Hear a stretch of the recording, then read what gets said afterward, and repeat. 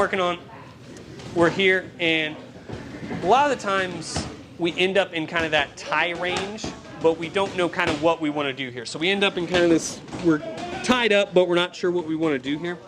So a couple things I've been wanting to work on, especially with the little gloves, and it's a little different than jiu-jitsu, is some of those kind of upper body takedowns.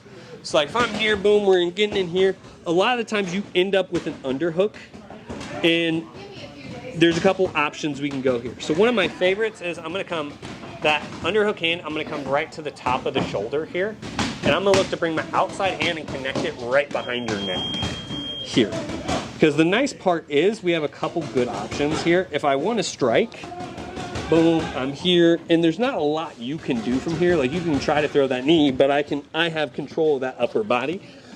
So it's nice, especially once you get that head position in. Now, once we're here, one of my favorite options is all I'm going to look to do is kind of snap my elbow down, my head side elbow down, and pop the other one up. Boom. And then you work to take that back from there. So all we're gonna do is work from here. So I'm gonna come in, boom, connect in, boom, boom. Once you get to this back position, then you can either shuck them forward or work to take the back from there. Just kind of open options. But coming to that high elbow pinch gives you a lot of great options, especially against a wall. You can really pin them against that wall, work the knees, soften them up a little bit, because like I said, when we're here, if I'm here, I can go here, knee the body, knee the legs. Not a ton of great options knee to the head wise, but boom, and work to either clear out from there or hit the takedown. Charlie. Questions on that though?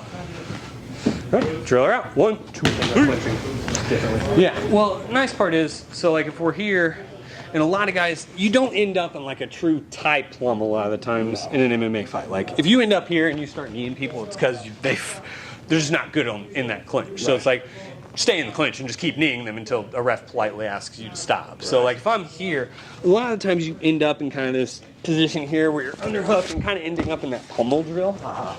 Boom. One of the easiest ones I like here is, so I don't care which side I have the underhook on, I'm going to look to step to the overhook. So you're going to have this underhook here, right? Boom. I'm going to look to step around. So boom, we're here, we're working, boom, we're doing things, boom, here. So I'm stepping to that corner to where my, past that ankle. Yeah, if I can get past that ankle, great. If it's here, great. But I'm looking to get my hip, your hip in between my legs. Right. Once we're here, all we're going to look to do, connect our hands on that far side hip, and I'm going to look to roll my wrist forward. So here. So a lot of times what ends up happening, especially in AMI fights, is everyone starts throwing punches and you end up in this car crash. Yep. Boom. Now a lot of people think lift and throw here. It's wasted time and effort. Right. So when I'm here, instead, all I'm going to look to do is roll that hip. Because the second I get those hips out of alignment, you lose all the kind of structural power of that spine. And I feel myself coming this way, Yeah. like backwards. Are you driving sort of straight this way, and that's just So the consequence of the I'm driving from this hip through the top of your shoulder at that 45. Okay. Here, so head lever here, and I'm pulling your hips forward. Yeah. Okay. So it's hips in, head forward. Completely takes my core from me. Because then at that point you're doing one of these limbo stretches, and it's like, no one's strong there. If they are, we've fucked up in the matchmaking side of this sport. Like, so we're here, we're moving around, ba ba, boom, we end up here, ba. As soon as I get there, I'm looking to collapse that elbow, connect those hands. As soon as I do, I pull the hips in as I roll my hands forward. A lot of people get the pull the hips in. You have to roll those hands forward because it engages that like low row type motion, where if I'm here, your elbows are out and you're not, it's all arms, where the second I roll that here, it is all back. And I get that back chest and kind of, I get to be strong in this, you know, it's kind of that, it's that difference of like using that muscular strength versus that like exoskeleton type. I'm actually using like skeletal strength to pull you in.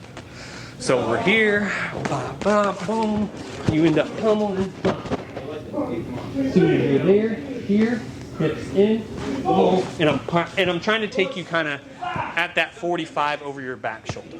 Right. It almost tempts me to give you my back. Yeah, well, the nice part is if I get here and I start to really turn and you're like, hey, screw it, I'm going to turn, I'll take it. Right. Take it. Yeah. Like, but if this goes well, you end up straight forward, stepping in. You probably won't land in a true mount, but somewhere in a trap-armed half guard to side, you know, like. Somewhere where you can farm. Yeah, you start bunking people real fast, all right? Questions? Nope. 1, 2, 3.